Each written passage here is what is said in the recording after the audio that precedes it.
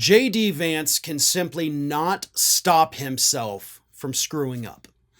As everybody knows, we had yet another tragedy here in the United States that happened in a Georgia school last week.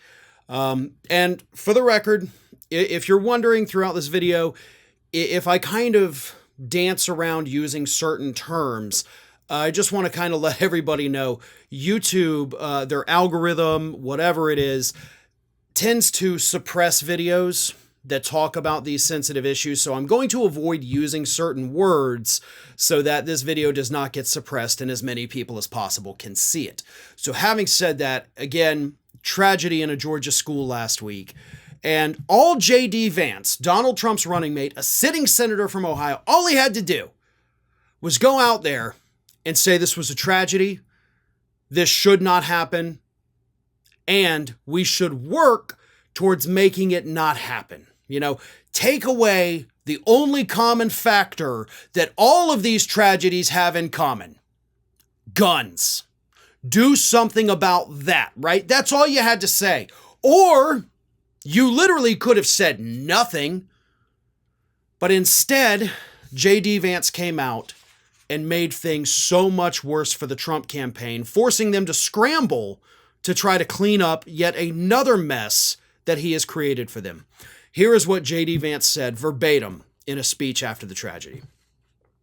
I don't like that this is a fact of life, but if you are a psycho and you want to make headlines, you realize that our schools are soft targets, and we have got to bolster security at our schools. We've got to bolster security so if a psycho wants to walk through the front door and kill a bunch of children, they're not able.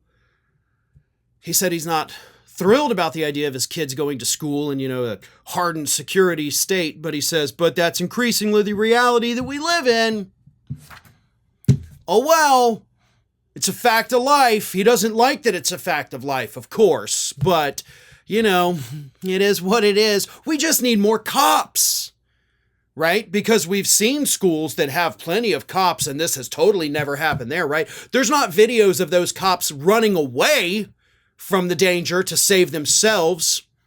Oh, wait, I'm sorry. There is. We have tried the hardened security. We have tried the metal detectors. We have tried this and that and the other thing, and none of it's worked. And for Vance to sit there and say, it's just a psycho and we've got psychos. Okay, what are you doing to bolster mental health access here in the United States? If you think the problem is that we've just got crazy people, where's your plan to fund mental health facilities so that everybody can get the care that they need? Right? Okay. Oh, you don't have it. Okay. So you're not going to address that fact of it. You're clearly not going to address the fact that it's the guns, because we have seen it from people with right-leaning ideologies, left-leaning ideologies, people with very clear mental illnesses, people with no history of mental illnesses. We have seen it from drug addicts. We have seen it from people who've been sober their entire lives.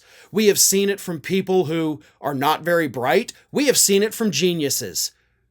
There is no cookie-cutter formula to see who is going to do something like this. There is only one thing only, that all of these tragedies, every one of them has in common: guns. That's it.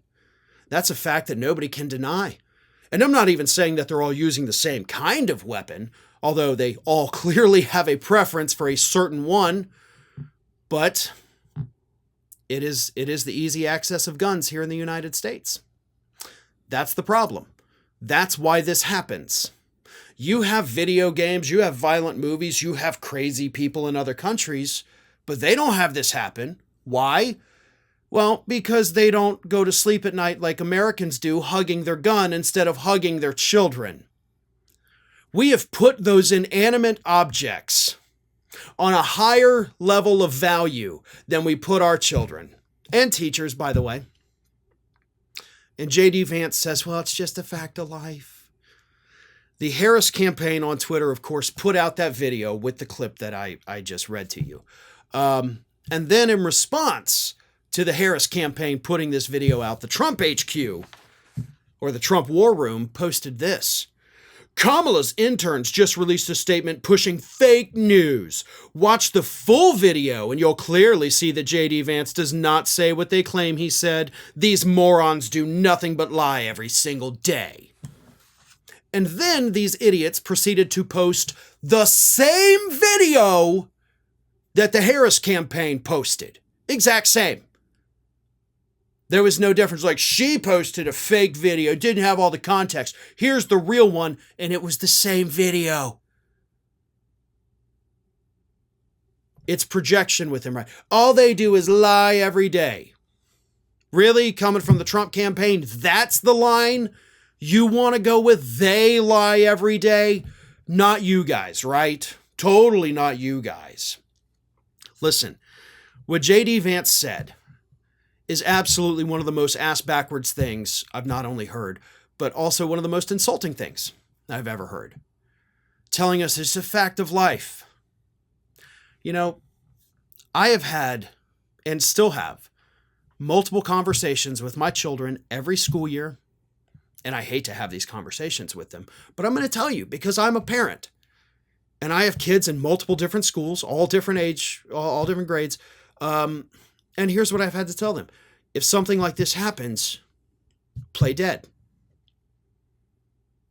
Do you know how hard it is to have that conversation with a 5-year-old? And I've had to have it with all of my children from age 5 until I actually had that conversation with them about a week ago. I tell them, be careful, be vigilant, help others when you can. Tell them to do the same thing. I shouldn't have to have those conversations. Other parents across this country should not have to have those conversations. And again, we could fix the problem. Because the problem is you do have this easy access to guns here in the United States. That's why this kid's father has now been arrested. If we solve that problem, and we can, by the way, do it in a way that does not violate your precious Second Amendment rights that apparently are worth more than our children. But we can do it in a way that doesn't trample on that. If you want to have a handgun for protection in your home, you should absolutely be able to have that. If you want to have a weapon of war to protect your home, that's psycho. You don't need that. There is no reason for that. If you've lived your life in a way that you have to have an AR-15 to protect your home, then it sounds like you've got some personal problems, and that's on you. That shouldn't trump the safety of my children in school or anybody else's children in school. So again, we can do this in a way that preserves Second Amendment rights. But we have to do it in a way that actually preserves the lives of our children. Because as I said, contrary to what Vance thinks, we've tried all the other ways.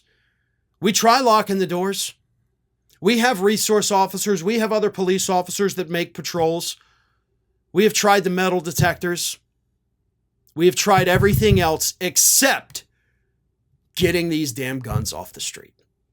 Maybe it's time we look at that, like other countries did, and see if that solves the problem. Hi, everyone.